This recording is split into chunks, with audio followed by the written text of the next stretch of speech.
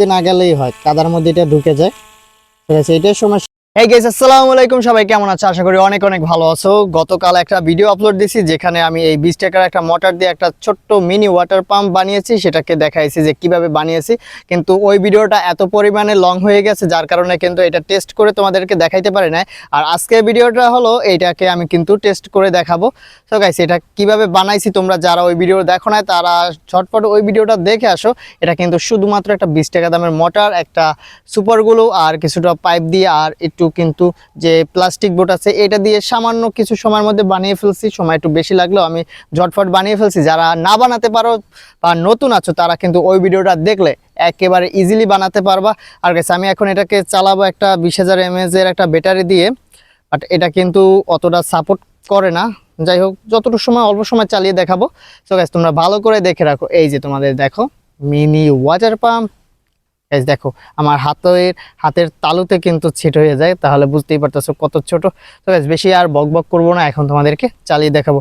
আর চালানোর জন্য মাঠে চলে আসছি। মাঠে পানি আছে, এই জায়গায় পানি আছে। এই পানিতে আমি নেমে পড়ি, ঝটফট পড়ে না যাই।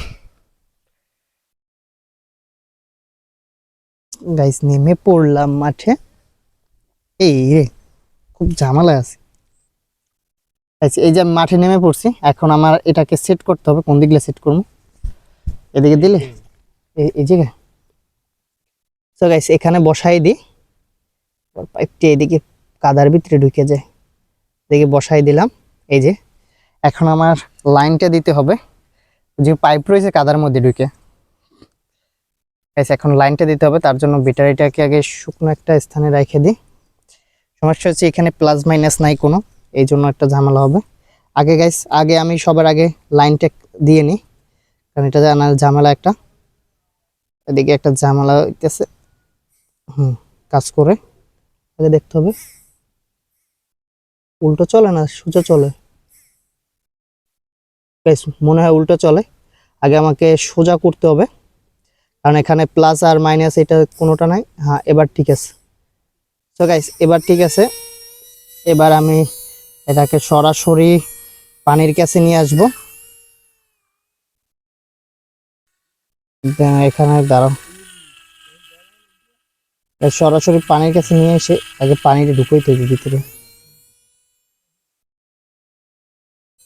গরম হয়ে যায় ফ্যান। অলরেডি কিন্তু গরম হয়ে যাইতেছে ফ্যান, বাট পুড়ে যাইতেছে। ওই যে কাদা ধরে।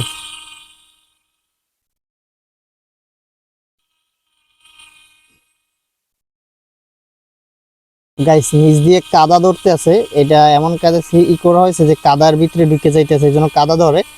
তাছাড়া কিন্তু এখানে যে পাম্পের যে আউটসাইডের ওইটা কিন্তু অনেক ছোট দিছি, যার কারণে পানি সামনের দিকে ঠেলে দিতে পারতেছে না। তাছাড়া সবকিছু ওকে। এখন নেক্সট ভিডিওতে তোমাদেরকে এটাকে ক্লিয়ার করে দেখাবো। সো গাইস, দেখতেই পারতেছো পানি উঠতেছে, বাট এখানে ছোট হয়ে গেছে। আর এই পাইপটা কাদার ভিতরে ঢুকে পড়ে, যার কারণে কিন্তু পানিটা উঠতে কষ্ট হইতেছে। যদি তোমাদের এখানে ঢুকাই দিই, এই যে দেখতেই পারতেছো, এটা কাদার মধ্যে না গেলেই হয়, কাদার মধ্যে এটা ঢুকে যায়। ঠিক আছে, এটাই সমস্যা করে। তাছাড়া কিন্তু আমার এটা খুব ক্লিয়ারলি এখন পানি উঠতেছে। এটাকে ধরে রাখতে হয়, পাইপটাকে গাছ ধরে রাখতে হয়। পাইপটা অনেকটা বাঁকা, এই বাঁকার কারণে কিন্তু পানি উঠতে ঝামেলা হইতেছে। আর এখানে কিন্তু এখন বৃষ্টিও হইতেছে অনেকটা। বৃষ্টি হওয়ার কারণে কিন্তু আমি এখান থেকে চলে যাব, ভিডিও বেশিক্ষণ করতে পারবো না। তো গাছ, তোমরা দেখতেই পারতেছো কিভাবে পানি উঠতেছে। আচ্ছা, এখান থেকে হালকা একটু বাতাস যাইতেছিল, সেজন্য কিন্তু পানিটা একটু উঠতে আছে কম। তাছাড়া কিন্তু ক্লিয়ারলি এখন দেখতেই পারতেছো ক্লিয়ারলি উঠতেছে পানি চারিদিক। গাইস, এর মধ্যে কিন্তু বৃষ্টি শুরু হয়ে গেছে। এখন আর বেশি ভিডিও করা যাবে না। গাইস, অলরেডি বৃষ্টি শুরু হয়ে গেছে।